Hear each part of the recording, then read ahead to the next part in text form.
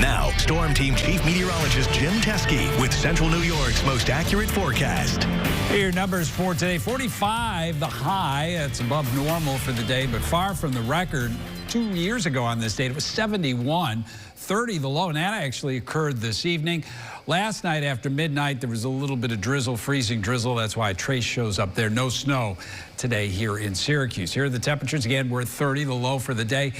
You go east and north of Syracuse, we do have some 20s showing up. Hamilton, Rome, and Watertown right now. Zooming into the New York State Mesonet reporting sites, you can see same thing there with the 20s to the east of Syracuse. There are some spots west of Syracuse that are around 40 degrees. Scipio Center as well as Burdett, close to Watkins Glen. As clouds increase, I think our temperatures will pretty much level off. High pressure building off to our east, and you can see the clouds quickly increasing. There's the rain across Ohio, now almost up to Pittsburgh. That is working its way north and east. That's along a stalled front. It will stay stalled to our south both tomorrow and Friday, but then move north. And look at the warmth south of that. 70s, even 80-degree warmth. I don't think we're going to be talking about that, but certainly 60s are in the cards here for a number of days in our 7-day forecast. More on that in a moment. Clouds continue to thicken here as we go through the overnight.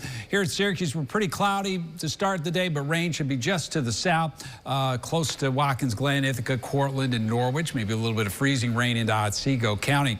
By the time you get to midday, it hasn't made much progress to the north. There still will be showers around the Syracuse area during the morning, likely dry east of Lake Ontario in the North Country. And then things really begin to increase later in the day. Temperatures will be in the 40s. I could see a scenario where it stays dry much of the time, at least through sunset around Watertown, and then you start dealing with that mix of precipitation during the evening. So the steadiest is tomorrow evening and tomorrow night. Again, that freezing rain east and north of Syracuse, tapering by the time you get to Friday morning. A lot of clouds, maybe a little drizzle or freezing drizzle to start the day.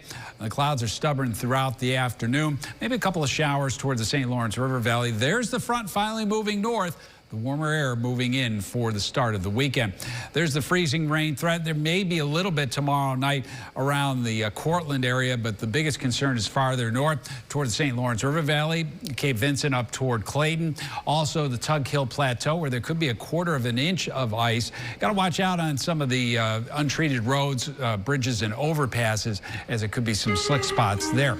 So we're in the 40s tomorrow and Friday, and then 60, 65 would be very close to the record of 68 in 2018. Breezy with some showers, maybe even some thunder.